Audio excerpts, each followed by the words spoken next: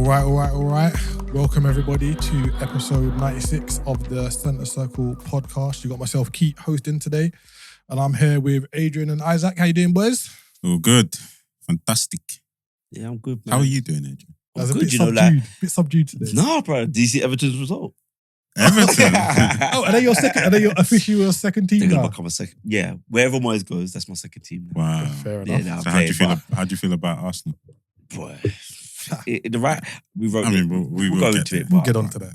the writing was on the wall, right? So... I mean, there was we it? go. Of course it was.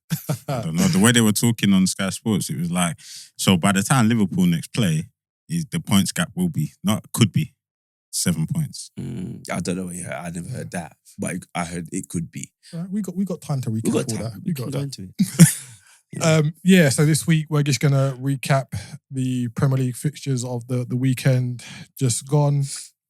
We're gonna touch on the Champions League that happened midweek and look forward to the second leg of the last 16 coming up. Gonna touch on what we're calling fan civil wars, how certain fans feel about certain players and managers within their clubs and the division it causes. And something that you might not have seen much in the media, but it's been on our radar. Jack Grealish and his post-match celebrations last week after Manchester City beat Plymouth. But let's get into it. Start with one of today's games. Tottenham Hotspur 2. Tottenham Hotspur. Yeah, that's right. We might get a letter. Bournemouth 2. Yeah, we don't want a letter from The comms team. from Levy. Tottenham 2, Bournemouth 2. Most entertaining game of the weekend, I'd say. Yeah, Adrian? probably so. definitely. I'd agree with I that. think Tottenham makes every game entertaining, right? Yeah. Tottenham Hotspurs makes every single game. Yeah. So if I just quickly recap what happened in the match and then we can just go into it a little bit more depth. So Bournemouth take the lead through Marcus Tavernier. Great ball whipped in by Kirkes. Yeah. Mhm. Nice little counter-attack to go 1-0 up. And then they go 2-0 up through Evan Nilsson, looking quite comfy. And then Spurs hit back first with Sarr. We'll come on to it, whether he meant it or not. And then Son equalises from the penalty spot after a bit of misjudgment from Kepa. Adrian, what's your take on the game and the performances of the two teams? Yeah, I thought, as always, Tottenham Hotspurs makes it a very entertaining ride. It's open, it's end-to-end. You know, the kind of cliche saying it's a bit of basketball, kind of the way it's end-to-end. It's just kind of the same issues, right, for Tottenham. Like, there's so much space for to be exploited, etc. I think for Bournemouth, it's a bit of tired coming in, a bit of fatigue creeping in, just the amount of games, the inability to rotate due to injuries or people just coming back from injuries. But it was some nice football played at times. It was exciting, it was a bit fast. So it had a bit of everything, you know. So, like you said, it was the most entertaining game for the weekend. Again, some of the same issues for Tottenham. And I think Ange's got, like, we talk about other managers looking to change formation. Like, we keep on sticking it on Amran, saying, oh, Amran needs to change, he needs to tweak. Ange needs to tweak. Like, he needs to do something. And I don't know if he's not doing the fixing it or tweaking it because he hasn't got the profile players to do it, or he's just being really stubborn. And I'm going with the latter. He's just being really stubborn. Fair enough. Isaac, what was your take on today's game? To be honest, I think he just pretty much covered it. Apart from moments where there were bits of individual quality, Tottenham Hotspur just always look too open. Like, they just look like teams can just go right through them. And I don't know whether it's this style of this high line and whatever Ange's got them doing. But I mean, if you watch the game, Bournemouth were just having their way pretty much in the first half. I mean, if you look at the Evan Nilsson goal, you know, the way Kluivert was able to just turn and just put him through, you know, it's interesting. I think Ange's been given a lifeline with Tottenham coming back, managing to nick a draw. But something needs to be done I mean, there's only 2 months left. I mean, I don't know what they expect to happen in the next 2 months. It's Europa League or bust, right? As far as the league goes, just survival at this point. It really is. Just get over the line now. Just right off. Just get over the line. But in regards to Bournemouth, oh my word, Milos Kerkez is having a season, isn't he? It's like Robertson of 1920. That's what he's looking like. Yeah. The way he's up and down that wing, defensively and also on the attacking front. Yeah. That ball that he whipped in today. All right, granted, he had all the space and all the time in the world to pick his position, set himself, put the ball in, pick his spot, put the ball in the box. But my word, you got to get it right. Exactly. You've got to get it right. And he does that more often than not, doesn't he? So he literally looks like Andy Robertson 1920. Yeah, that just high flying, all action, GA contributing left back. So yeah, and I think you also got to give a bit of credit to the rest of the players in that team. So if you look at their centre back pairing, Hill's 23, Howson's 20, and they look very assured as a centre back pairing. And we always talk about you normally got to have a bit of experience in your centre back pairing. For your eldest centre back to be 23, and them looking as assured as they do, I think that's very commendable on Iriola, and we kind of quite lyrical about him a lot on here. And also you played like Christie moving into midfield and kind of holding his own, playing really well. Clivert, return of Brooks, those kind of players. And what I took from it was that Tottenham were playing counter-attack football at home against Bournemouth. Yeah. And 2 seasons ago, you would have think that was a little bit unfathomable, just in terms of kind of style of play, the trajectory of the two teams, etc. And we can't praise Iriola enough. I think the big issue, how many of those players can they keep hold of? People are going to come looking in the summer. They're already saying that Real Madrid are after Howson. Yeah. There's talk of Iriola going to Real Madrid at some point. Kerkez heavily linked to Liverpool at the moment. Yeah. And then, Clivert keeps putting in performances, I'm sure, another big club, because he's played in all 5 of the top leagues, right? I'm pretty sure another bigger club will look at him. Semenyo. Yeah. Literally across the whole squad, there are players that are playing above what, the media would have believed you to expect. Or, of course, the bigger teams are going to come in and start, trying to cherry pick. But I think if they can, the most important piece of the puzzle they need to hold on to, Iriola. If they hold on to Iriola, I think definitely. A lot of the players will stay. And like the picking of players happened last season. Like Solanke, had a really good season. Then he got nicked by Spurs. And just going back to Spurs, they lost midweek against AZ. Kind of Son and have kind of come out and said worst performance of the season so far. I know their squad's been a bit thin, but they start the midfield 3 of Sarr, Basuma and Bentancur. Like where's the creativity? That's exactly my point. I was coming. And this kind of lends credence to Roy Keane's whole jab at Maddison in terms of you can't win anything without him, right? I mean, with him, sorry. Those are the kind of games you need a Maddison in the middle, in that 10, or off the left. I know at Leicester he was preferred on the left side and, play as an inside playmaker. Just the creativity in it. Like you need something there. Like from looking at that midfield 3, it looks like he's putting all his eggs into the Europa League. So he's resting everyone for of course. For Thursday. Of course. Just go back to the game. Sarr made it back to 2-1. He of course it's a cross.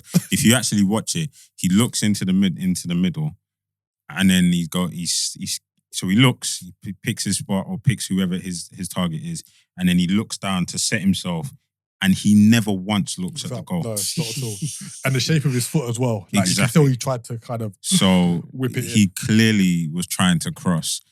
And then just had a moment. That's it. Even in celebrations, Yeah, he he just was walked stunned, away. didn't he? He's like, right, I scored. Kind of thing. Right, let's go. Yeah, he never meant that Yeah. as a shot. And Never. then for all the endeavour that Bournemouth put into the match, I think even at 2-1, they were still quite comfy. And then Kepa comes out and fouls. Was it Son that he fouled? Yeah, it was Son. I feel for Kepa in that situation, right? I don't. Because just first and foremost, I want to go back to the whole build-up on that. Like Van de Ven whipped that ball out to Son. Son's put it around the corner into Madders. He's gone on his run. The ball's come through. I initially thought Madders overhit it, right? And I didn't think Son would get there, but he's managed to get a nick on it. And then Kepa's tried to pull his arms out the way, and Son has. Yeah, you do the little leg drag, innit? Yeah, he's done the leg drag and push out to make sure there's contact. But so in that instance, I do feel for Kepa because he's just tried to get the ball, but he just wasn't quick enough. But I understand. Yeah, and also he came out, he hesitated, then went again, and that's what's cost him. Yeah, and also you got to think like, where's he going? Like he's had quite a heavy touch on the ball. Yeah, even if he keeps it in, that's enough time for your players to recover and get back in. Because there are two Bournemouth players running after Son. Yeah. So I think he could have stayed on his line and kind of just I think rushing out was the right idea, but I don't think he should have went to ground. I think he should have just closed the angle, closed the space. Because like I said, the pass was overhit, so Son's he's not going to get a touch on it to steady it to face him up.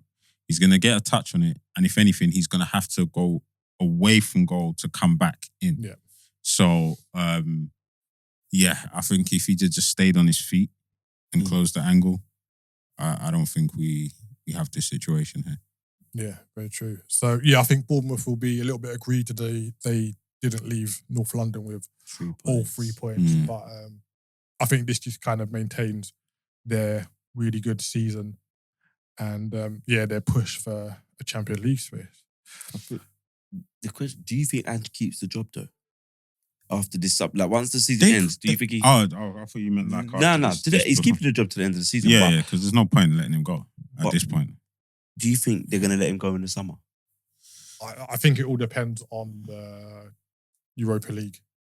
Yeah, I think if they beat RZ, they maybe get through the next round. I don't think they let him go. I think they'll assess the current situation, the environment, the squad, and then maybe readdress their goals for next season. Yeah, it's gonna be tough because they done fairly well in the league last year. Mm-hmm. They've obviously regressed massively this year. Mm-hmm. Granted, they've had injuries, etc.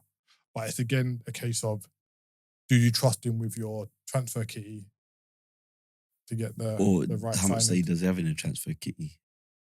Yeah, so because like I heard in the week, I didn't see it, but I heard Tels looked awful.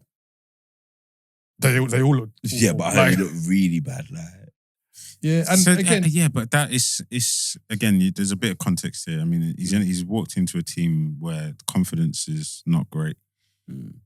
You can't then be expected. You might walk in brimming with confidence because you've just left Bayern Munich, who's a title challenging team. You've walked into this environment and now you're going to try and your best to maintain, but it's negativity can seep in, and then all of a sudden the next thing you know, your levels drop down here and you're not looking like what they thought you would. Yeah, and we said that with the Man City signing. Like they've come into a Man City team that's not used to being in the position that they are. Yeah. If you come into a team that's, I'm not saying Tottenham were riding a crest, but they're normally higher up the league, etc. So morale would normally be a bit higher. Yeah, it's harder to kind of. I think they've got some issues though, haven't they? Like the wide forwards, they haven't got no real outstanding level of quality there. Who Spurs? Yeah. And then the central midfield is just like. Who are they? I mean, what are their options right now? Kulusevski, Brennan Johnson. He was injured today, but I think if you name them all, Kulusevski, Odegaard, Johnson, Son, Richarlison, that's their front and five. Werner. Oh no, he's on loan though. Yeah. It talks of Richarlison going back to Everton, isn't there? But yeah, I heard that. Let's see. All right. Moving on to another one of today's games. Manchester United won. Arsenal won. The Arsenal. Over to you, Edge. United putting a dent into Arsenal's title challenge. I like that. Love that. Fantastic. Over to you, I Edge. should have called him sick. Yeah, nah. It was kind of what was expected, right? In the Really? sense of- let me finish. So for me is what was it? Obviously, I want to win, but no strikers against a team that is struggling with the formation. So we had a lot of the ball. We had not great chances, but we had chances, etc., etc. United hit us on the counter, scared us a couple times, and then they got the free kick and scored for the free kick. So whatever people say about Bruno, even though in performance-wise, playing-wise, he hasn't had a great season, but when it comes to clutch moments, Output. He's there. And that was it. Then we tried to be creative with the formation, try and go do this kind of 3-2 wing-back thing, I don't know, to try and get the equaliser. Rice stepped up, got the equaliser. Of course, it's disappointing, but from here to the end of the season, we're going to get enough wins to finish second, and that's it. But when I looked at the game, even though I knew we was going to have control of the ball, but it was going to go either way. Either we're going to get the one goal and win, or it's going to be this. I think this was a real roper dog. I think this was a real roper dog. I'm not going to lie to you. I don't think that was expected. A draw or a loss was expected in any quarter, in any room, I think a lot of people, especially after the 7-1, the confidence that a lot of people would have thought Arsenal would have had coming into this game. Granted, it's PSV and it's Man United, the two different teams and have a different competition, but I think the general consensus was Arsenal would win. And I didn't say we wouldn't. I said it would either going to be a tight win, or what happened in midweek was just everything just came to perfection, right? Just everything came off. We done shots, moves, etc. We knew United was going to sit with a low block. PSV never sat with a low block. PSV tried to go toe to toe with us. Do you understand? Yeah, I also think, and we saw it against Forest. You think they didn't look at Forest and go, actually, we're going to set up like Forest in this situation against Arsenal? But that's the way you manage Arsenal. Even when you've got a fully fit front three. But the difference, I think this is the way you manage Arsenal. And sorry, yeah, I'll go and finish. I think the result on Tuesday, not one of the worst things that could happen to you, but I think it created such a false dawn about what could happen going forward. I think a lot of people brought into that. And it's like, oh yeah, if you allow them the freedom of the players, then they can create goals, etc. And like you say, against PSV, they allowed you to kind of have the ball, create space, etc. And you were never gonna have a repetition of that in the Premier League. No. And I think that's one of the things a lot of Arsenal fans will be like, oh, if we done this on Tuesday, why can't we do it today? Yeah, that PSV are better than United. Like they're about to say. For me, the other thing, even like you're right, that's how any team's going to set up against us. The difference is when you got individual brilliance of Saka, a fit Martinelli who can be a problem. I'm not saying he's great, but he can be a problem. Yeah, occasionally, and then the attributes of Kai Havertz, more than likely we would have won that game if all those three was there. But I knew that was going to. I looked at it, I was like, it's going to be the same. Like what happened against Forest is going to happen in this situation. We might nick a win because United's quality is not there. But I didn't think it was going to be, oh, we're going to blitz them 3-0 or 4. Nah. No way. That's interesting. I genuinely, from what I could see, I think the wider view and consensus was I agree with Arsenal were going to win. But that's the issue with Arsenal fans, right? And then, you know, it just, you lot looked so lackluster in terms of like, once you got into the final third, it was like it just all broke down. Yeah, that's and true. I don't know how much of that is the low block or how much of that is just poor execution. But there were moments where, like the Marino shot that was dragged wide, Trossard just making silly decisions. The guard looked sharp, but then it was like there was nothing there. Yeah. right? And it was just, I did like Waneri's effort on the right on the wing. He tried to get at, was it Dallo? Dallo, That was out there, but Dallo was going toe to toe with him. But I liked the confidence that he displayed. And don't get me wrong, I know he's been in the team and he's been playing. He's played Champions League, he's scoring and things like that. But playing against Man United is a different kettle of fish, right? Yeah. Especially at Old Trafford, and it was good to see. Yeah. So I'll just do a quick recap for those that haven't seen what happened. So Bruno Fernandes put Arsenal 1-0 up with a free kick. Fantastic. Sorry, Man United 1-0 up with a really good free kick. There's some question marks about the distance of the wall. Sky pulled out their ruler and measuring tape and said it was 11.2 yards rather than the permitted 10. But there's also been a bit of criticism over Raya on that. We'll come back to this. Mm-hmm. And then Declan Rice equalised for Arsenal in the... I think it was like 74th minute. And from my take on it, I think the first half, as I said, all Arsenal, but Arsenal had that inability to turn the screw in the final third. Yeah. And I think Man United, were quite comfortable with that. Into the second half, I think Man United grew into the game a lot more than I expected them to. Yeah. And they even had a couple chances to take the lead. Like Raya pulled off 2 or 3 really good saves in the second half. And I think Amorim will be kind of scratching his head a little bit because there's been moments where we've seen his Man United team put in some really good performances, but they've all come against better opposition. So Liverpool, twice against Arsenal, and Man City, I want to say. Yeah, they beat Man City, didn't they? Yeah. City, so he'll be like, why can you do it against these teams, but not against the smaller teams? But that's pride, right? I was just about to say the same thing. I think that's pride, though. I think when you face those teams, you like there's an element of pride. Like, we used to be big dogs. This is our domain. This is our table. Yeah. We belong at this table, and I think that's the spark. And I think they did get a bit of wind in their sails in the second half, and I think that was because the fans were like, "Well, 1-0, we can actually go on to win this game." Yeah. And I think they were pushing for the second. Like Raya pulled off that save against Mazraoui, like with the legs, and then Bruno Fernandes the double save against the shot, and then he stopped the backspin from going in. But yeah, like I said, I weren't surprised. I think the media and some of the Arsenal fans, I think because of the 7-1, was going to go to Old Trafford and absolutely destroy them. I was like, nah, it's not going to happen. So yeah. Fair enough. So you mentioned Raya pulled off some good saves. Alisson midweek had a storm against PSG. We'll come on to that. But that brought about a debate about the best goalkeepers in the league. You said that David Raya. I think he's moving into the next tier as a goalkeeper into the world-class bracket. Wow.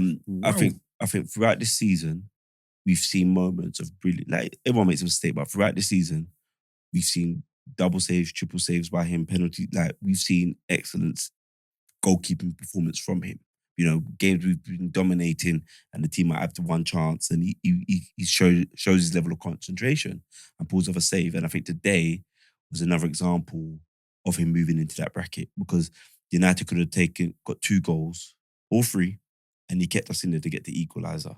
Now, he can't do anything more in terms of what the front line's doing, but what he can do is ensure that we stay in the game, and he done that today.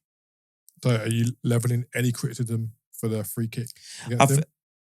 Yeah, I think he didn't step over quick enough. He did anticipate it. I think the pace may have shocked him because he did step. You saw him step to the left twice and then made the dive. But I think the pace was just a bit too quick. So that's something he's got to work on, and that's always going to happen. You're not going to be perfect. But other than that, all the other stuff, collecting, catching, kicking out, coming out early, acting as a sweeper, he's doing that consistently well. So can you rank your top 3 goalkeepers in the league for me? Yeah. Actually, no, I'm going to make it harder. Give me your top 5. No problem. In order? In order, yeah. Alisson. Yeah. Raya. Martinez. Sells. what's his name, got injured. I would have put Pope up there if he hadn't got injured. You know what? I'm gonna throw a Liverpool keeper in there, Keller. Fair, it's a good shout. Adak, I know you don't agree with the world-class shouts. No, at all. What's your counter to that? And then can I have your top 5 afterwards? He's too inconsistent. He's not consistent enough. If you look at his, I know, I don't want to become the stats guy, but you kind of have to. You kind of have to. Here, if you look at his stats, he's not had a stats-wise, he's not had a good season since his last season at Brentford. He's not had as good a season since that last season. Is that in terms of shots faced to saves? Okay, yeah. But we know why that is, right? Why is that? Because Brentford's defense is not as good as Arsenal's defense. We know that. Why you're gonna have more save to shot ratios when you got a weaker defense. Exactly. So that means you're less. So that means your level of concentration has to be higher, and therefore, when you are now called into action, you're gonna face fewer chances, but the quality of chances are gonna have to be higher, because in order to get through that defense, they're gonna have to be good passages of play, good moments of play, or better quality players, right? So if the Arsenal 4 are better than the Brentford 4, they're gonna let the players that are gonna get through there, they're gonna have to be really high quality, or your defense is gonna have to be slipping. And you're going to have to face some chances. More than likely, they're going to be long shots or snapshots out of nowhere. So your concentration level has to be high, right? So now if you look at his stats... What one are you pulling up? You can go back over the last 20 games. No, but what one are you pulling up? Are you pulling up save to shots? What ratio? What stat are you pulling up to say shots that's lower faced than... shots faced and shots saved. But, okay, yeah. Right? So... if you look at the last 10 games, he's averaging 50%, or be fair, 60 to 70% of shots faced and shots saved, right? So there's games where he's faced 4 and he's only saved 2, or games where he's faced, I don't know, maybe 6 and saved 5. So those are good games, right? Like the Sporting game where he faced 8 shots, he saved 7, right? But then if you look at the other games, there's a lot of low shots saved. I know you're pulling it up now. You'll see it. You'll see it. For me, he's just too inconsistent as a shot stopper. So great with his feet, because that's what he was brought in for. Because obviously Arsenal, they're going to want to keep the ball. They're not a team that just lumps it forward. So yeah, of course he's good. He's good on the ball. He's good at his distribution. Will have to be good. But to say he's world class, I don't think he's anywhere near it. So who would be your top 5 in the league right now? Alisson, obviously. Yeah. I'd put right now Matt Sells. Yeah. Most clean sheets in the league. The defense in front of him, they're having a good season, but they're not the best defense in the league. After him, I think you're then. I like the shout of Kelleher. But hold on, you're saying that, but Nottingham Forest has got the most clean sheets. So that's not just down to the goalkeeper. It's a combination. Thank you. Which is exactly what I just said. Yeah, but... All right, let me finish your top 5. I just said that, right? Alisson. Go on. Sells. Matt Sells. Yep. I like the shout of Kelleher, but he's not got enough game time in the league, right? Fair enough. Yeah. Which is... But when he's played very well. So that leaves me with Martinez, Ederson. A lot of people will disagree with the Ederson shout, but I just think you can't discount his ability. Yeah. All right. His distribution is next to none.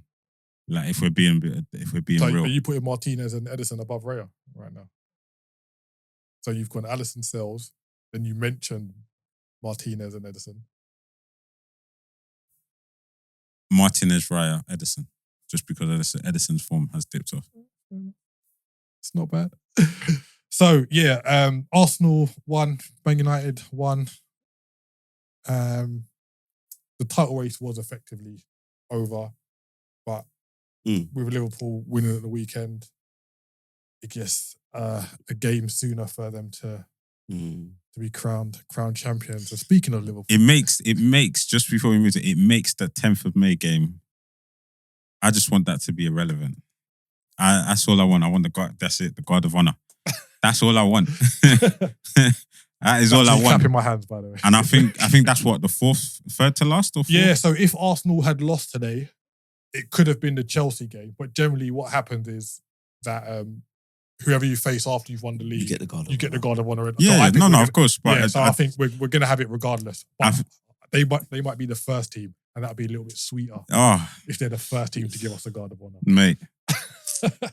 Just mark it on the wall. Just do it to me. 10th of May, 2025. It's okay, man. It's okay. I think we should even do a live watch. Well, I was saying, the date's confirmed. It's going to be hell for you, man. Oh. It's going to be hell. Oh. But anyway, let's part that for now. Liverpool 3, Southampton 1. I didn't see this game because I had another match. But Isaac, what's your synopsis on this performance? Quality wise, it wasn't great. It wasn't great. I think what it was, it looked like the team, the energy that we had on display, looked like we knew we're going to win this game. Right. And obviously Southampton have turned up. They're doing their best. It's damage limitation for them. But what we exuded in that first 45 minutes is we're Liverpool. We're going to win this game at some point. And it just showed. It was complacent. We looked poor. Like, we just looked all at odds and sorts. The goal shouldn't have actually stood. The Southampton goal. What's his name again? Who scored? Smallbone. Yeah. He was actually offside when he received the ball. But VAR for some reason didn't check it. But I mean, it's inconsequential at this point. But yeah, it was. A lot happens after that, though. What do you mean? In terms of the mistake between Van Dijk and Alisson. Yeah, and they had a similar incident last season at Arsenal, which unfortunately cost us that game. But Van Dijk, as good as he is, as great as he is, he has his moments where he has these small lapses in concentration, and he looks like he can go from looking like this omnipresent defender, central defender, to what is this guy doing? Just like that. Yeah. And then all of a sudden he's back to being Virgil van Dijk again, right? But yeah, the goal goes in, and to credit to Smallbone for picking out that shot and executing it. You could see that Arnie was not happy from when they kept panning to him in the stands and whatnot.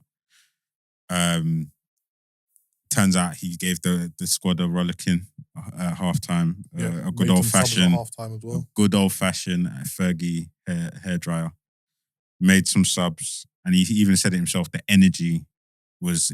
I've never seen this in none of the games I've been. I've never seen such a lack of energy especially in our midfield as well. So he made subs, 3 subs as well at halftime, which lets you know he wasn't happy. He wasn't happy at all. And just like that second half, we just kicked on. Darwin Núñez has his moments. He was the usual Darwin Núñez where he's chances are coming and he's just snapping at them. But his goal, the movement that he displayed was Cavani-like, Edison Cavani-like.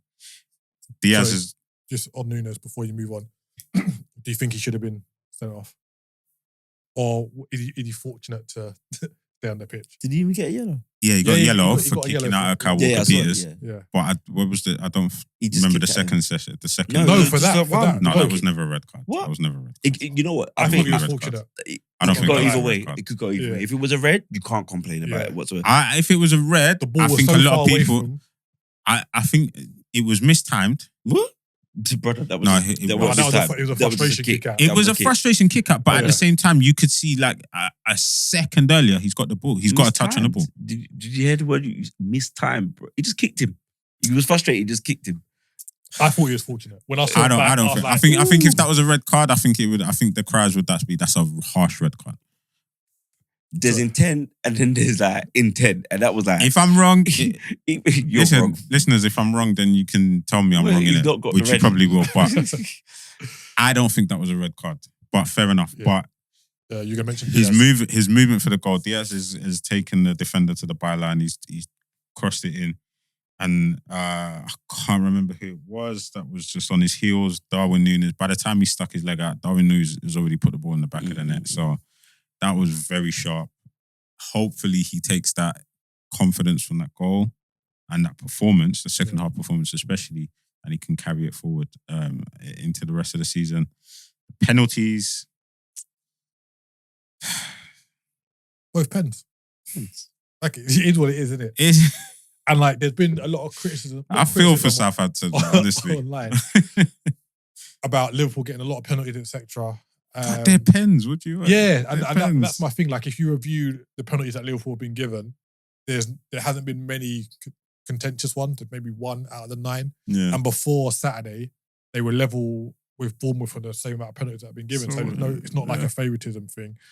But yeah, Salah dispatched 2 penalties to make it 3-1, and yeah, it just seemed like a second half stroll. And I think those type of games, your team's always going to like when you see what Southampton's been producing all season. You go, yeah, we'll just come up. We'll turn up in first. I'll check the score. We'll deal with this. That'd be enough. Yeah, when I saw we was 1-0 down, I was like, no one panicked. Whatever, man. Yeah, no one.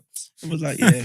Salah scored. I saw that. I got the notification. Salah scored. I said, let's see. There we go. We're all right. We're all right. A question for you, Adrian, because obviously we'll be biased. There's been, what's the word I'm looking for? Murmurings that this Liverpool team is boring. What would you say about that? Is the efficiency being criticised for some reason? You know what it is? I think, unfortunately for Slot, is he's taken over from Klopp, and it was like high energy, rock and roll football. Yeah, just always, and actually he's just saying, all right, let's play like this way. Let's control. And I think, and to be fair, it's not like, oh, you see like how City and Arsenal play, where there's like clear patterns of play that they're executing, where they go down once, they come back.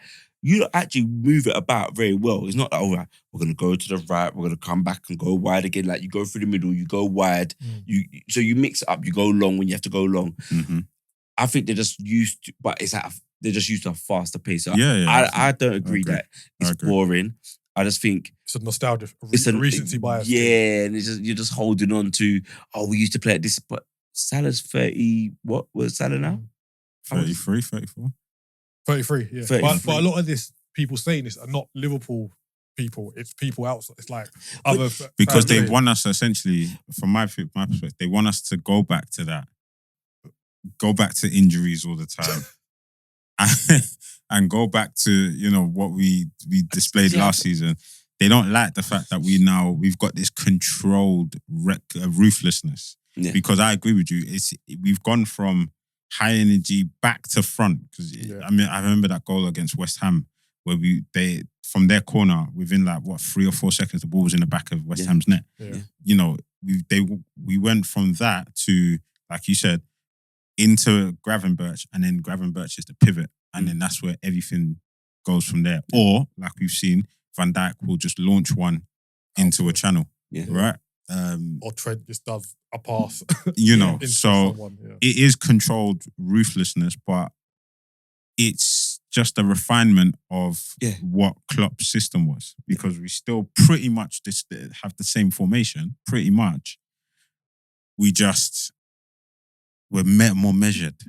Well, remember, it's like at the start of the season, Trent said, Slot came to him and goes, no, if you just turn this way, turn your body, you're good. 2 degrees. So it's just those little things. And like I said, like if you look at City and Arsenal, we go wide, we come back inside, we do it over, but we attack the same way. Where with you lot, it's different levels of, you play to each player's strength. So you're like, all right, this is how Gakpo wants the ball, so we're going to play it into him like this. This is how Salah wants the ball. It's different. So I think it's more like, but the media likes to do that, right? Remember, Arsenal was playing the sexiest football for 2 years ago. Now we're one of the most boring teams in the Prem. So the media loves to build you up. And then I think now they just are... Use it against you. And use it against Liverpool. So I disagree. Yeah, no, that's fair. So yeah, Liverpool, finished the weekend 15 points clear of Arsenal in the title 9 race. games to go. 27 points left. So we could Sweet. potentially finish on 97 points. Yeah, it'll be tough, especially if we. I don't think we in will. the I don't Champions think we'll win every single game. League. But Yeah, for me, it's just a case of potentially. just getting it wrapped up as soon as possible now, and Yeah. then dealing with whatever yeah. comes afterwards. All right, so moving from the title race to the top 4. Nottingham Forest 1, Manchester City 0. Callum Hudson-Odoi with the winner in this game. Your keeper. So Edison's showed like the sublime and the ridiculous in the space of about 10 minutes here. I'm telling you. So before Nottingham Forest go 1-0 up, he turned an Elanga shot, maybe, Yeah. onto the post. And he's seen the ball late. He's got down to his left, got a really good hand on it, palmed it onto the post. Like, right, this is what you want from your top level goalkeeper. Yeah. And then on the 83rd minute, Hudson-Odoi is moving down the right after ball from Gibbs-White, moves into the box from a tightish angle, and he doesn't even like lace it. put his laces through it. Yeah, Like, he kills it. John normally talks about goalkeeping and the near post, like shouldn't be beaten unless it's like a ferocious shot. Yeah, It's but like then that insinuates getting beaten at the far post is okay. No, but it's harder How? because You've got more of the goal to aim at. No, but it's yeah, the but angle. they've got less of an angle. Oh, so you're talking about the near post, sorry. Yeah, When yeah, you say it's harder. Sorry. So Hudson-Odoi kind of, I don't want to say he passes it, but it's like a side foot shot. And it does take and perfect height as well. It takes a small nick off the defender, but Edison should be doing. Come on. And what I saw, it's like he didn't want to hit the post. He kind of like pulled his arm out. It's like, oh, I might get hit. I might dislocate my finger. But aside from that, I think Nottingham Forest were really good for the win. Manchester City really troubled them in this game. I think Pep's still struggling to find his best team right now. Mm-hmm. Yeah, without Rodri. Even playing still positioned with Nunes at right back. Because Rico's not strong enough. But he's shown instances of him being capable in that position. Mm-hmm. And he's more naturally defensive minded than Nunes as well. Mm-hmm. And I'm not the man. Here's a question. Sorry, Yeah, go on. finish your point. No, I can say I'm not the manager in it. And I've said, play people in their positions. Instead of playing Marino up top, just play Sterling in it because he's got the brain. He's got the brain and instinct. So for me, I'll be like, play Rico Lewis right back because he's got the defensive. There's like brain. muscle memories of runs and exactly. Yeah. So go on. Either. So is this a con or a disadvantage of having a system or being a system-based manager, right? Where you have a system. Yep.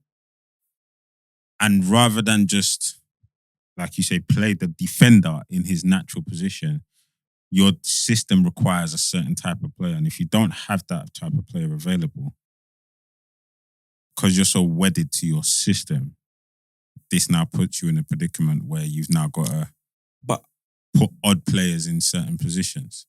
I think it's more quality because if you look at Pep, he's changed the system. He's gone from wide, bombing on fullbacks to inverting fullbacks, etc. So I don't think Pep's system is a formation-based system. I think his is an ideology in terms of the way they play. Yeah, I think it's way more fluid than than Amorim and a 3-4-3 or a 4-5-1 or 4-4-2 away. And I hear you, and I think this is what I say. I think it's just more around quality of player, rather than the system. So, for me, Rico nuts nice, but you got to have a number of other players around him to make Rico excel. Mm-hmm. He lacks physicality. He lacks pace. Mm-hmm. So he's going to get caught against Elanga. That's Elanga's how else is he going to learn? Rico Lewis. How else is he going to learn? No, but it's not about him learning. He's just, there's certain players But how else are you going to learn? Where does experience come from? No, I hear what you're saying, but there's certain players that you just know that no matter what, they're going to win that battle. You understand what I'm saying? Like you might have, like it's like Salah might have one bad game against Thingy, but when we played you lot and Lewis Skelly came on at left back, I was like, Salah's gonna get change out of this but the difference is Lewis Skelly's got physicality, but experience wise, I knew he didn't have the experience to manage that type of run or that level of thinking. Rico Lewis, unfortunately for me, it's not about learning. I just think there's certain areas that he lacks quality in. And I personally don't see a long future at Man City for Rico Lewis. I just don't think he's that level. I think he's a mid-table player. Which is understandable, but I mean, it's frustrating. I imagine it's frustrating as the player to be like, well, I'm a defender. I'm fit. Yeah, play me. Play me. You're rotating different players at right back. So either if you don't think I'm good enough, then just come and tell me, innit? Yeah. Let's have our Danny Rose, Jose Mourinho moment. Come and tell me I'm not good enough, or like play me. Give me the opportunity to learn. Grant, I understand what you're saying. Like, there are moments where you might think, no, this player just has too much for you, but baptism of fire. Put me in for 45 minutes. If it's a sink or swim, give me that opportunity. Also, as well, do you think there's a lack of leadership in the current City squad? Just in terms of, you've got kind of who's their captain? Thing would be club captain, wouldn't it? Silva. It would have been Silva yesterday, wouldn't it? Yeah, Silva started. Yeah. So yeah, you've got your Silva, your Gundogan's, your De Bruyne's.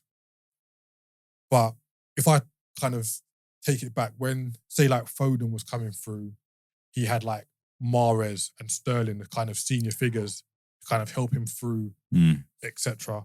I look at their team, it's like, who does Doku look up to?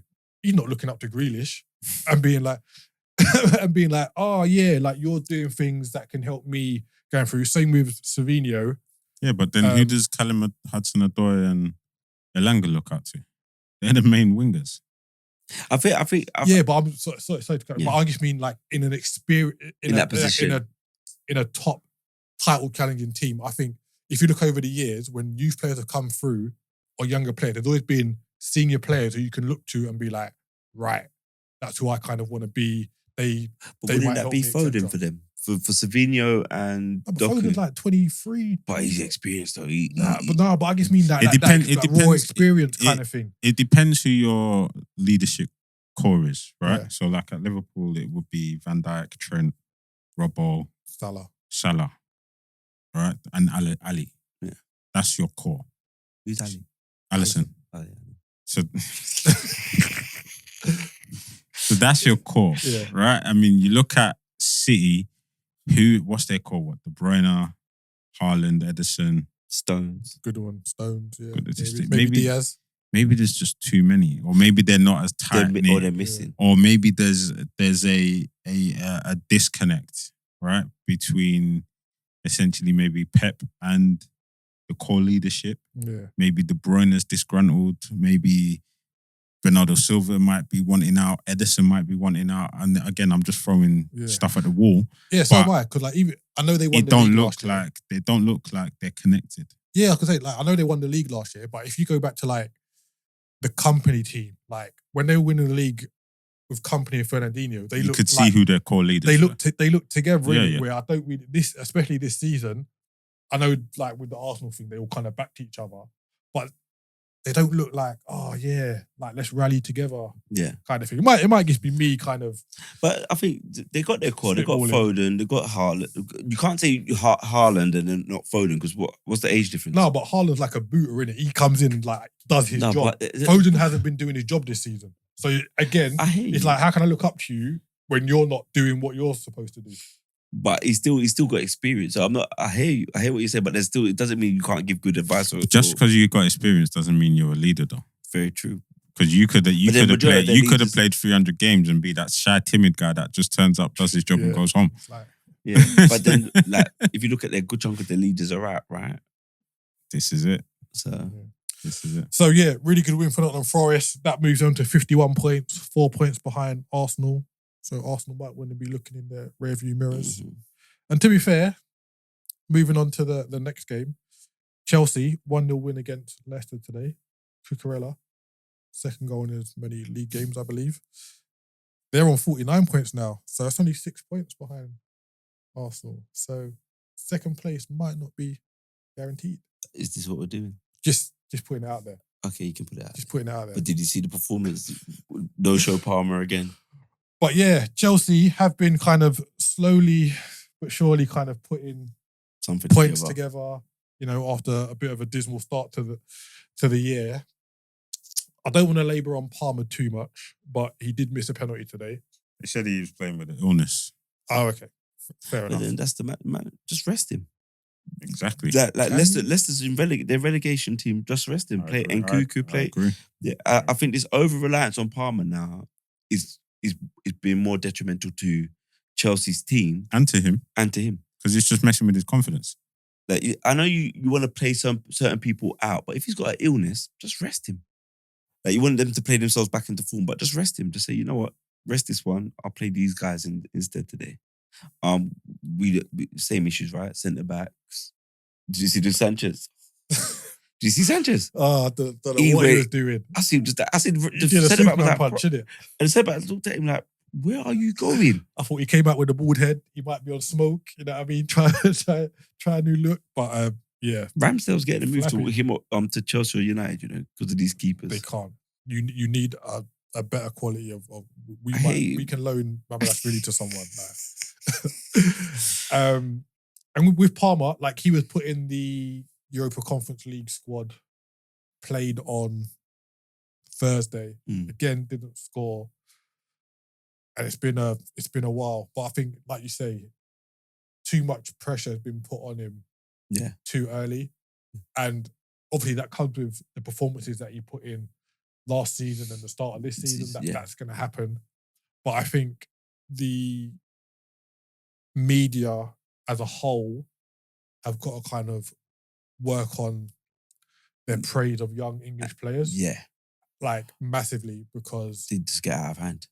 in January or December, Jamie Carragher said Cole Palmer's the best thing since sliced bread, sorry.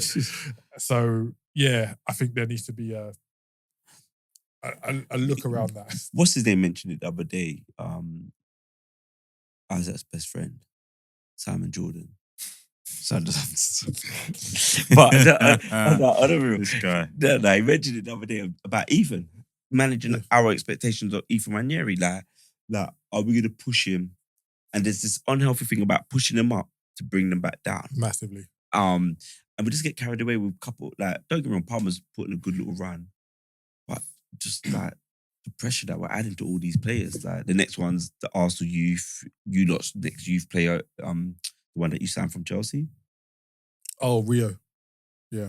I think that the spotlight's going to be on him, you know. So yeah, but I think Palmer. This was the chance to rest Palmer today. He's not well. Rest him and let him build back up for next week.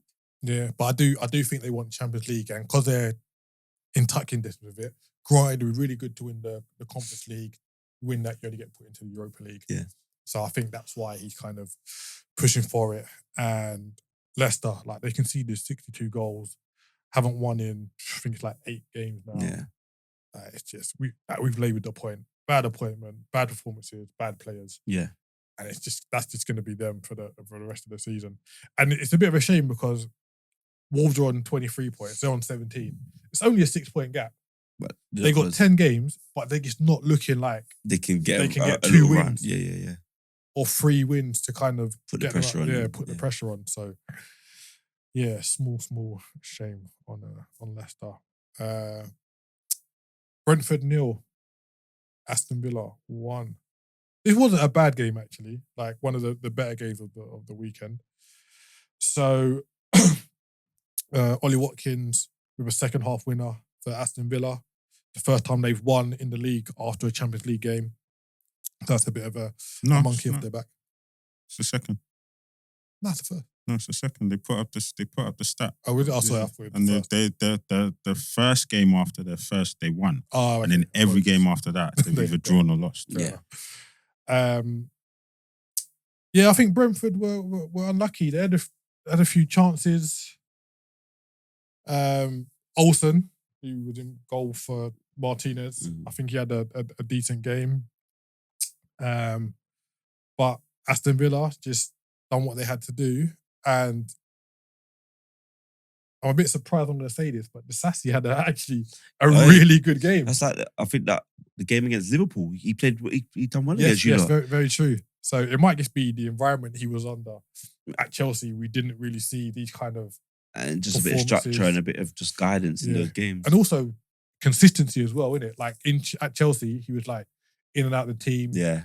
Like he didn't really get a good run. Like he's had a good run of games now. I'm not saying like he's a world beater, but he's just being steady. He's been dependable. And I think having Mings alongside him as well. And Konsa. Like, I'm not Mings' greatest fan. But he's experienced. Like he can tell you where to be. Like he'll be talking to you throughout the game, etc. And like these younger players will need that. So and Konsa was back as well. Yes. So definitely gonna make a difference. Very, very true. That moves Aston Villa, sorry, up into 7th, 45 points. What's that? 4 points off Chelsea. Do you think they're gonna make a late push for it, or? I think they've got the attacking players to do it now, which is Rashford, Asensio, Watkins. Bailey seems to be finding a rhythm again. It's like the two new players that have come in. And he's been like, hey, I've got to step it up. You know what I mean? And for me, I think that's driving him to still make poor decisions. Because his performances have leveled up, but there's moments in games where pass the ball, he's trying to do too much. And then the other two, and then Morgan Rogers on his day, top player, isn't he? Yeah, and then Tielemans and Ramsey. So I think they might just have enough to pick up form. Yeah, I think that run together to creep in. That top 4 race is going to go to last game of the season, and that'd be really interesting to see how it pans out. And to be fair, all the European places, because if you think, like, if we have a look at its totality, Fulham are 10th on 42 points. Nottingham Forest are 3rd on 51 points. It's only 9 points. So if a team goes on like a bad run or a good run, the positions change quite a lot. All right, let's go to Brighton 2, Fulham 1. So Fulham go ahead through Raul Jimenez goal. It was a really good finish, actually. Iwobi played the ball over from the right, chests it down, gets past the defender, buries it at the near post. Really good finish from Jimenez. Celebration was a bit questionable. He kind of jumped in the air and landed on the floor, didn't he? Passion. And then Van Hecker equalises a header from a free kick, and no one was marking him. Silva's going to be... You'd be livid with that. Like, just free header, no one marking him. And it was a really good header, powerful, in off the post from Van Hecker. And then the game's going kind of back and forth. And then there's a penalty in the 98th minute. You think it's a penalty? I know there's a lot of people like, soft. No, it reminded me of. They were the year we won the league, and then Mane got a penalty against Leicester.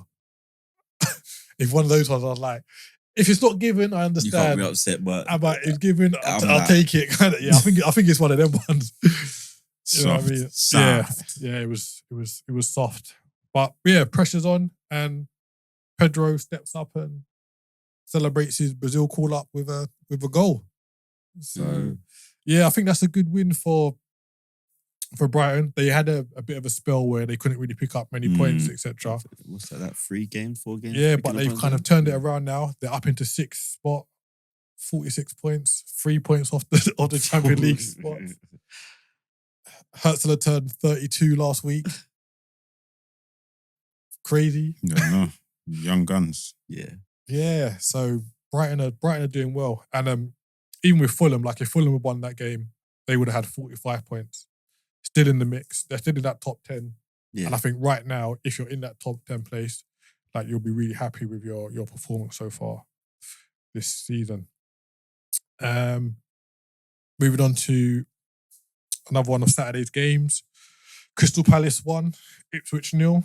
I had the pleasure of being at this game. How was your boy? A last minute ticket. How was your player? Who's my player? Amari. Didn't start. When he came on. Came off the bench. He was Okay, okay. He was okay. Thank you. There wasn't much quality in this game, but what I do want to say is Adam Wharton, what a player. And I think I said this how many moons ago? No, but it's different. Like seeing I someone said live. this how no, it's the vindication that it gives me. It's the vindication. He's never rubbished him. No, listen to what I'm saying to you. I didn't say that he's rubbished him. I said it's the vindication that it gives me when you make a statement and then someone comes along later and goes, Oh, it sounded like he was attacking him. no. Okay, my bad. My bad. I think that was just the excitement. What a player. Like watching Adam Wharton live. What a player. What a player. And I think he would elevate any team in the league right now. Like any team would be. He would add to them. Yeah, like He is just into like the composure, the passing, just kind of the movement off the ball. Like he's doing the scanning. You know what I mean? Like it was just, it was a pleasure to watch. He is the definition. Munoz? Yeah. Yeah, he's good, man. Like he should have scored. Yeah. He should have scored like he had a one-on-one. Should have dinked it. Like there's been a few dinky goals of late. Yeah. But that's a striker trait, innit? Like if you're a defender, you don't really Yeah. know about that unless you've got that real quality. No, he just finished. Adam Wharton is the definition of tidy. Yeah. Do you think? And that's why I'm not surprised that there's these Real Madrid rumours. I'm not surprised. Is athleticism getting up and down? Is he? No, he can move. Is he as mobile as or powerful in his running as like Gravenberch or Rice? I don't think he needs to be. Yeah, he doesn't need to be. And I hear that, but sometimes that might be just the thing that they need. Like the top team wants that. The top team in the Prem, because of the high intensity of this league. But if he goes to the Spanish league or the Italian league, I'm telling you now, he'll be fine. He will be absolutely fine. Yeah, absolutely. And Gladden's got his team working really well. Like there's a few moments where he kind of lapses the concentration, where Ipswich got in. Another one I want to give praise to is the lap. Like the lap is that old school number 9 that I think would benefit a lot of teams. Like we said it last week or the week before. He will get a move when Ipswich go down because he will provide you energy, goals. Like he's just a bully, innit? Yeah. Like just kind of get out of the way. And because he's so young, does he have that finesse in him? I think he does. The bully boy will only get you so far. No, I think he does. Yeah. I think with Højlund, you could say that like he tried to do the bully boy thing and like. But I've watched him. Anyone. I've watched. I remember the first game against Arsenal. He just on this thing, tried to fight them. But with my man, I've seen him like there's moments where he brings the ball down, he will dribble or he'll do a nice little turn and play it out. And for me, it's always like, okay, are you doing those consistently well? And there's times where he plays it off, sets it first time, or he holds on to it, draws a foul, or turns them. And because he's got the physicality, I think he'll do well in a better team. But Ipswich didn't really show me much. Again, like they're only 6 points off Wolves, but it's again like the inconsistency that they're showing. Like can they put 2 or 3 wins together? Yeah, there's not enough quality in the team. Right? I don't really. And remember what we was speaking about that. Do you see anything that's like, oh, that's a nice little idea, but you're just missing that type of player? No. And that's what I remember I was saying like about McKenna. Like, is he got a structure, a system that like you're like, all right, if he just had these 2 players and that player, that will really work and it will flourish. Because they're talking about what's his name? Teams are looking at Mateta now, even though he was out injured. They said Man United are looking for him. So, but their goalkeeper had a really good game. Palmer, his name is. Had a really good game. The goalkeeper. But Palace. Flying high after a struggling start to the season. And if they can put a few runs of games together, they could sneak into the lower European places. So let's see how they fare. We'll just round up the Premier League fixtures that have taken place this weekend. Wolves won. Everton won. Everton went 1-0 up with a goal from Harrison, his first goal in a while. And then Menezzi equalised just before half-time to make it 1-1. I didn't see this game, but by all accounts, it wasn't a great affair. Your boy Moyes is doing all right. Like, he's going to keep them up, take them into the new stadium. And get a few new players. Yeah, he'll get some money, some investment from the new owners, and let's see what he can do. And the Wolves, slowly but surely, kind of picking up points now and again. Cunha was suspended for this game. I think he's got another 2-game ban before he's back. If they can pick up points when he's not there, that's a really good thing. Yeah. He's their talisman. And then the Premier League fixtures are going to be rounded off tomorrow with West Ham against Newcastle, and that is at Upton Park. They don't play at London Park. Stadium. London Stadium. Right, so let's just quickly have a forward look to the Champions League. So, fixtures this week. It's a reverse of the first leg. So, Barcelona are playing Benfica at Camp Nou. They got away with a 1-0 win. I think they'll be happy with that with 10 men as well. They played a lot of the game with 10 men. So we're saying Barcelona to go through there. Bayer Leverkusen welcome Bayern, who surprisingly they won 3-0 in the first leg. I was a bit surprised at that. I didn't think it was going to be that. I'm not surprised, to be honest. Xabi was doing a bit of tinkering. He left both Boniface and who's the other striker? What? No, versus the more than a cam. I think he tried the false 9 tactic. Oh, okay. And it didn't work. Yeah. And Bayern punished them. But what was surprisingly interesting is that Bayern and Leverkusen both lost. But it was also the first weekend that Bayer, Leverkusen, Dortmund and Bayern all lost. I think since 2006, 2003, one of those seasons. Yeah. It's a long time. Yeah. So that clearly lets me know that there's, well, to be fair to Bayern Munich, they had a red card. Polina got sent off. So you could put it down to being, a man down. But maybe for Bayern Leverkusen, their focus is on trying to overturn the midweek game. Yeah, it's going to be tough. But I think Bayern will go through. Yeah. That one. Liverpool welcome PSG after one of the smashing grabs I've ever seen. Listen, I think you're not going to smash them, though. Nah, I don't think we'll smash them. I don't think we'll smash them. You know what it is? Why I think that? It's the 12th man thing. I think you lot are just going to... Under the lights. The cop. Yeah, you lot are just going to... Yeah. It can be overwhelming, as we've seen. For any team? For teams. When you lot are in that space... I mean, just look at Barcelona. That's what I'm saying. I've seen big teams come to your ground. Crumble under it. Yeah. So it's annoying. I'm just glad. Like I would have taken, as I said, I would have taken a draw back to Anfield and been happy. But coming away with that 1-0 win after we got our head top slapped. Slapped. I've never seen you like this all season. Couldn't get out your half. It was just like a switch. It was just like a switch flipped. Like the first 10 minutes we looked comfortable, right? Like we're in this game, yeah. And I remember the commentator, this is what it felt like for me. The first 10 minutes were fine, and the commentator said, only twice this season have PSG conceded possession in a game. And they said that's to Le Havre, and I can't remember who the second team was. And then literally 2 minutes later, PSG. Knocking the door. Yeah. And I said, what kind of commentator's curse is this? Like, and your guy had that moment that you were talking about at VVD. I see VVD go this way. Literally. I just let Dembele through. I was like, where were you? He killed me. Ali McQuest. You're like, where's Van Dijk going? Where's Van Dijk? Where is he going? He said it bare time. Hold on. And then, hold on. Real Ferdinand tried to do the light-skinned brother unionship. I'd be like, oh, no, he was trying to play him off. I was like, bro, are you sure? I think he just tried to get back into position. Yeah. Like, that was the switch off. He probably thought...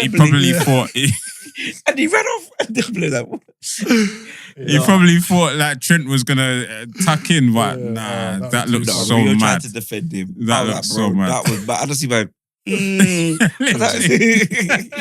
right next to the guy, and the was like, yeah, thanks. Yeah. That was funny. a proper peppering. But Yeah, it was. But it's also on them for not finishing. Yeah, the yeah, chance. 100%. And Allison had a barnstormer in it. Yeah. So, But you know who I felt really, really sorry for? Trent and Robbo. Usually, you could say, you know how they got onto Trent for getting dribbled past the most times with Doku, right? Or let's say it was just like a below par winger that was just having a good day and Trent was having an off day. I can't even really say nothing because Nuno Mendes and Ousmane Dembele they're just demons. I think and they kept switching. Their pace was thought Trent done well. frightening. I thought Trent. There was moments. I think that was a good duel. I think Trent had moments where he came out on top, and I think there was moments that. But you could forgive him for what happened. No, yeah, I think on this occasion, just because of who it was, I could sit back and go. Fair enough. I think he had a good game. Their left back against Salah. Nuno Mendes. His pace though. He's rapid. But he got caught out for the goal. I think he thought, Salah's off. Don't worry about Elliot. 100%. Yeah. He was That's exactly what he's like. Salah's gone. My job's done. I do think they could have done better. The goalkeeper on that one. Donnarumma should have saved it. Like, because he got a hand to it. Oh, he's diving. I was like, what are you doing? You okay? Let's a quick conversation about Donnarumma. That brother's living off that Milan. Coming into the team so early. Yeah. Because he's basic. That Milan reputation. He's a box standard goalkeeper. Yeah. Because I've not seen him Nothing have that suggests that he's elite. Yeah. Yeah, I'm with you. Yeah, it's what it is. I'm with you. Who else is next? Sorry, Inter got a 2-0 lead over Feyenoord. Yeah, Don't really see them losing that. Around. Dortmund and Lille plays 1-1. Next going to be at Lille, so let's see how that goes. Lille's winning. You think so? It's a good shout. Yeah, good shout. I said Lille, remember? I said you did. I think I'm inclined to back you there. Yeah. PSV go to Arsenal. That's a do Julia. you think there'll be any rotation there? They need, if there isn't, I'll be so surprised. There should be. But it should be said, all right, you youngsters. Like, throw them all youngsters I up. don't think Rice needs to play. One of Saliba and Jorginho, Sterling. Let Martinelli start. One Get of the fitness. youngsters come true from the academy. Yeah. I think he should. It'd be interesting to see what he does. If he puts out a full strength squad, our new prodigy. What's his name? Well, you got Chelsea on Sunday. Max Downham. Play him. The 15-year-old. You're right. They got Chelsea, haven't on the 16th. They got Chelsea on Sunday. Yeah. Okay. Yeah. Yeah, I think he should rotate, but whether he will. Play Kibby or man, Ben White played him. Apparently, in his interview, he's succeeded.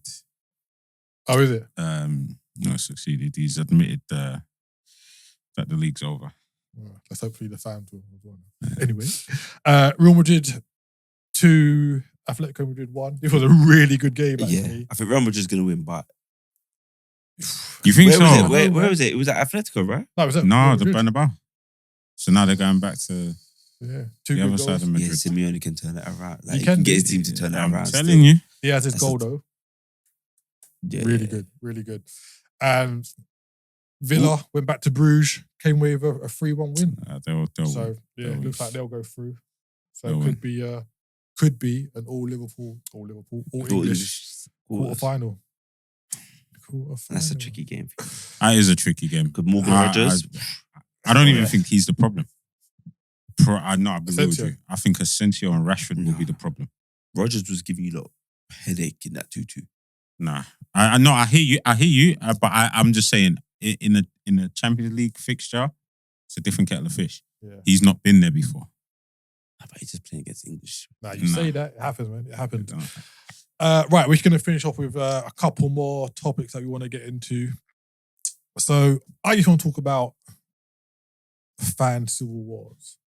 And more specifically, I've seen civil wars brewing between Liverpool fans and Arsenal fans. So I'll start on the Arsenal one first. And this one's quite straightforward. You're either Arteta in or you're Arteta out. And I want to know, has inter-club kind of, what's the word I'm looking for? Polarization. Has this always been there, or do you think this has been amplified by social media? 100%. Because there's been a lot of fans who have been Arteta out for a while now, and some fans will kind of blindly back him. So where do you stand on this, and what do you think is the cause of this kind of inter-fan rivalry? So I think got it right. It's because of social media. 100%. Things like I was listening to a podcast, so it's like things like AFTV where fans feel they've been screaming to get Arsene Wenger right, and because of their voice, Arsene Wenger went. Because of their voice, Emery went, and etc. And there's some truth in that. And I was listening to a podcast, and then one fan goes, "I raised the standard of the club." I'm like, what? And I was like, and he's quite a big person on the YouTube and the social media. And I'm like, you raised the standard, and he's not the only fan. I'm hearing lots of fans talking using they the feel language. emboldened by the fact that their voice gets heard. Yeah, and like then they've got a platform to. They've got a platform now, and they're saying, "I raised the standard." So for me, I'm in the middle. So I think You're a centrist. Yeah, I think I do. I like that. I think Arteta may need a break. I think and just based on he's done an incredible job at Arsenal. He's got us back to that level. He's brought in some really good players for us. He's put in a system. He's put in the infrastructure. I don't know if he's the guy to get us over the line to get a trophy. I think we've got 4 moments of this. So we've got the battle for 4th, where we lost it to Tottenham. Then we had the fight for the title after that season, and we lost it. But you can say, all right, that's the first time in that kind of predicament. It's understandable, blah, blah, blah. Then last season was like, no, we definitely should have won the league. Yeah. And we gave it away. And then this season, there should have been something. Remember, I said, Champions League, second or the top 4, or 2 cups and second. Yeah. But he has to win something. And we're walking away with nothing. If I sit here and say, you'd be calling me delusional if I said, no, Champions League. So for us to win, it's not unheard of. It's not unheard of. Yeah, it's unlikely. But right now, with the injuries that we've got, I can't even say, we've got a good outside chance because we've got Saka, we've got Havertz, we've got Martinelli, and they're in flow, you know. No, so I'm in the middle, but this in-house fighting is based on social media. It's based on stats because we've got one set of fans that are like driven by stats, and then this kind of nostalgia of like where we were and where we are now. And they say, but he's won 59% of his games, and we've done this and that. And then you got the other fans saying, no, I just want to win, and I'm used to winning. And both things can be right. Yeah, two things can be true. So I think for me, I think the social media element is just at the core of it. I've been on social media over the years, and I've seen you'll have a subsection of fans that think they're better than another subsection of fans because they're less emotional than the other set of fans, right? So the emotional set of fans will come online and be like, Arteta out, or Wenger out, or Klopp out, or whoever it may be, or they'll say something outlandish and be like Nunes out, or XYZ because a player has a bad 45 minutes. And then you'll get another set of fans that will come on and be like, this is what I'm sick and tired of. This set of fans making us look bad, and this and that and that. And then this is where the infighting happens, right? So this brings me to my next point of Liverpool and the infighting that I see a lot online with Nunes. So there's a lot of Nunes get rid and a lot of support for Nunes. And what I see, a lot of these fans, they're looking to, it's all about one-upmanship on other sectors of fans who don't agree with them. Yeah. So like if you take kind of yesterday, for example, half-time, granted he didn't have a great game. At half-time it was like, see, Nunes, we told you, get rid of him, blah, blah, blah. And then he scores, and then as soon as he scores, it's rather than Liverpool back in the game, it's Nunes has scored and shut you up kind of thing. So how do you feel about like the one-upmanship rather than just supporting the team and taking the notion that some players have good games, some players have bad games, but regardless, until the end of the season, you should support the team? Because what I think about that is you have your and I hate to say this, but you have because there are levels of fans. Like, let's just be real. You have fans that are actually truly fans of the football club, and they will support the football club and the players through thick and thin. And it just is what it is. Yeah, they might get emotional and they might say what they say, but they just genuinely support the club. And I think you get other fans who claim to be fans, or as Rakim put, what was the famous statement by Rakim from Rakim? Prawn sandwiches. Prawn sandwich fans. Yeah. Prawn sandwich brigade, right? They just, from the comfort of their home or wherever they are, then they're tweeting and they're putting their messages up. And a lot of it is for engagement. A lot of it is for farming views and things like that. But I think there are levels of fans. I think you get your pure, proper fans or pure fans or however you want to label them. And you get the prawn sandwich brigade who think they're better and they think because they live a certain way or view things a certain way, it makes them proper fans, or because they're not as emotional, or they're able to control their emotions better. So, I think that is what you see online, and you just can't take what you see online as the be all and end all. And I know a lot of clubs, for clubs, that's kind of the only way the only barometer that they can kind of use, because it's so loud. Social media is so loud. Like you said, they get on the platforms and they talk and they're able to say, I raised the standard of the club. So then the club will go, this person's got over 1 million views. They must be the voice for the streets. And let's listen to that. When actually, no, it's not. And it's funny, right? Because it's like, we're so focused on data and stats and stuff like that. So I saw Nunes has got like 40 goals in something come out. So actually, the return's not too bad. But the problem for Nunes is what you paid for him. So fans, the issue with Nunes now is because you paid, what was it, 90? No. Like with add-ons, it works for about 80. Yeah, but with the add-ons, 80. So fans are like, we paid 80 million for him and we can't get this level of performance out of him consistently. That becomes an issue now. And it's like, for any Arsenal fans thought that they got Arsene Wenger kicked out, they're deluded. Like when there was a big momentum to get him out, it weren't because he was performing bad, but actually, I believe the owners turned around and looked at it and said, actually, it's time. The structure's not working no more. We've got to change structure.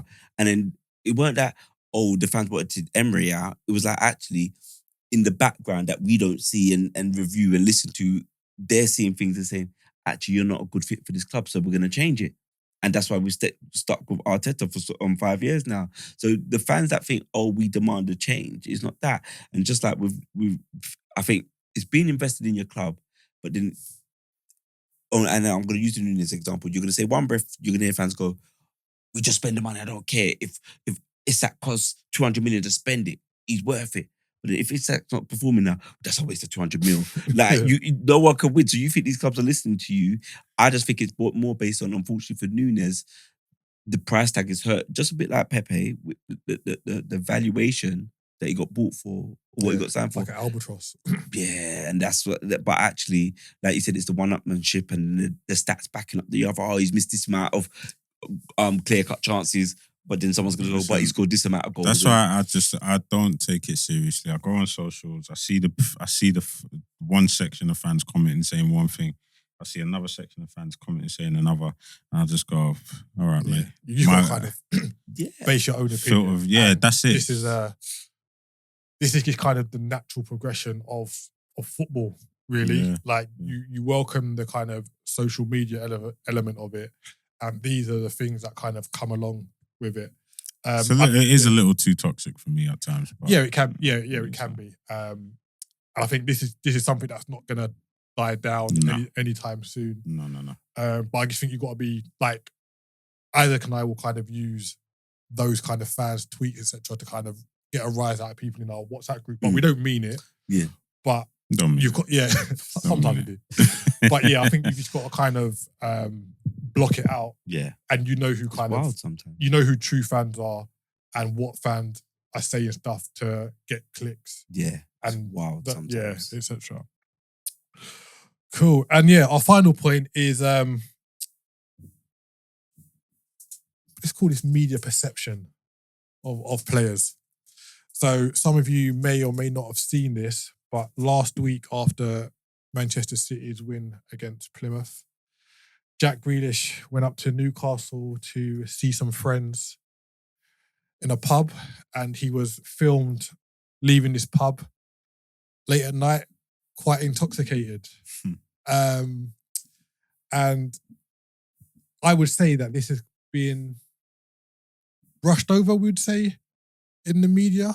Brushed over. It's like it never happened. Compared to if it was other high-profile English players, so to speak. So let's just call it what it is. Let's just enough dancing. Let's just call it what it is. This is a white player who has stepped out in and done something that most fans would scoff at, but because of who it is, he's described as a gentleman. Oh, he paid for people's drinks. What a lad.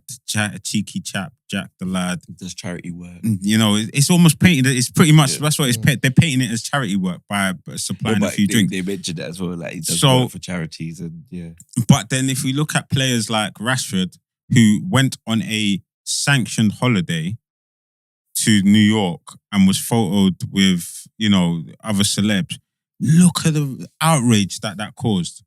And let's not act like City are flying high at the moment, because they're not. All right, okay, they beat Plymouth. Ooh, all right, Plymouth who were sitting bottom of the Championship. They beat Plymouth in a game that they were expected to win. But if you look at their league form, they're not great for a team that just won the treble. They're not living up to the same height. So, and for someone who's not started. For someone who's not for someone who's not living up to their 100 mil price tag, if we're being real. He's not because he's not producing the same performances he was at Aston Villa. This is a different Jack Grealish that we see. Right? Marcus Rashford got absolutely rubbished in the media. Absolutely rubbished in the media. Both print and radio. Press conferences. Yeah. Literally, like, they grilled Ten Hag in the media. I've not seen Pep asked once about Jack Grealish's situation. It's disgusting. It's not just Rashford. We've seen it when they compared Phil Foden buying a house or doing something. He bought was his mama house, and then when Raheem Sterling bought his mama house, how the media portrayed the two situations. And another point as well. Cole Palmer was pictured with a famous dancehall artist recently, and I think if that had been a Sterling or a Rashford, Jesus, I think the media coverage of that would have been very, very different. They'd have called him a criminal. Who the artist was. They'd have called him a criminal. If that was Rashford or Raheem Sterling. Why is he hanging out with such people, etc.? Literally, it's mate, it's so frustrating. And then you don't want to be the guy that, like I did call it, draw the race card, but it's like, come on, man. It's where is the consistency? They are very similar situations. Both of their teams were not performing to the level that is expected of them. Both players have been pictured in social settings during the season, but yet one is rubbished and the other one is praised. And then you listen to Simon Jordan talking about, oh, well, he's got disposable income as long as he's not tarnishing his reputation. What's the fun? Yeah.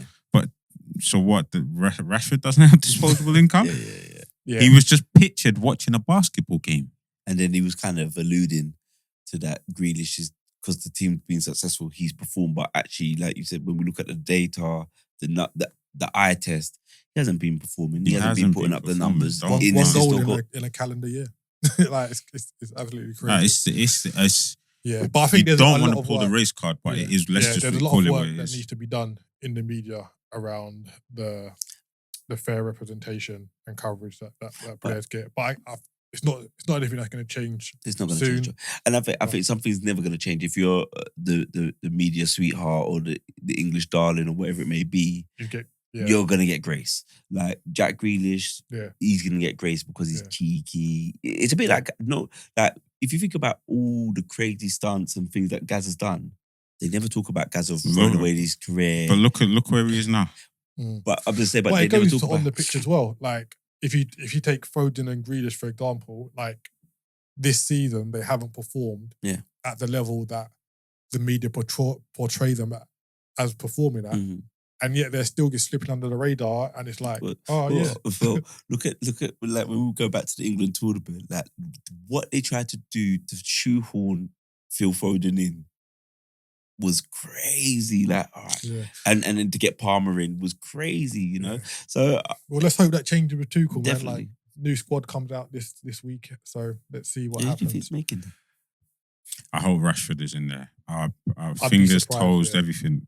I You hope think he's in there. Rashford's making it? I I don't hope know. He deserves to be. He deserves to be. Yeah, recent form, like he deserves to be. Unless he says, "Oh, I want to go in a new direction," but then that's got to I think apply Rashford's to. always going to be available. That's got to apply. No, I mean like Yeah. Tuchel. Oh, says that, yeah. But that's got to apply to everyone. You can't say I want to go in a new direction and then just not pick Rashford, but then pick everyone else. Yeah. And kind do you of thing. think Ethan's making it and Skelly? Do you think they're making the squad? I think Skelly will now because Hall's injured. but it's a shame that we're going to see him at left back rather than his natural Centre mid. position. And I think again with Ranieri, if you look at the output of wide English forwards over the last 2 months, it's been he's been up there. So These are qualifiers, right? They're not friendlies. yeah, so Albania and Latvia. Okay, so it's not a case of seeing players get picked and pulling out. So, and Yeah, if they get pulled it's out, they're Tuchel's gonna- first two games in turn charge, up. yeah, they need to turn up. So I'll be surprised, if we don't see players turning up and putting their best foot forward. I think the middle's pretty much picked, right? Deckers, Jude, and I think it's one other. I think I think the Deckers, third. Jude, Rodgers. You play Rodgers in the middle three? He's a centre midfielder. Who else is there?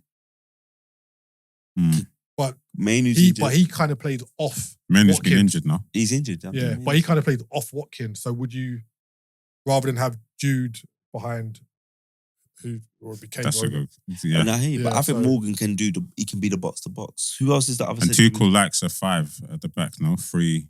Yeah. Wharton should hopefully be in the squad because he's back. Oh, there we he's go. back full fit There we now. go. But again, Deckers, Has he done enough, Deckers, though? Wharton, and either Jude or Rodgers. Yeah. Yeah, that would be Yeah, my I think three. there's a lot of places up for grabs, especially with Saka injured. There's no one Is Harry Kane going to be fit? like 'Cause they're he's gonna say injured. play No, he'll Palmer. be fit. He's been playing. I thought he was out injured. Harry No, Kane. he's been No, playing. he's been playing. He's been They're playing. gonna say play Palmer. Played the last 5 games. I thought he was missing. He was missing yesterday, wasn't Yeah, both were resting him for. he? Mm. Yeah, but Palmer's going to be there, isn't it? So they'll say put Palmer in the 10. So let's see. But yeah, thank you very much, guys. Another lovely episode. Please like, subscribe, share, comment, and all that good stuff. And we will see you next time. Peace. Peace. Peace.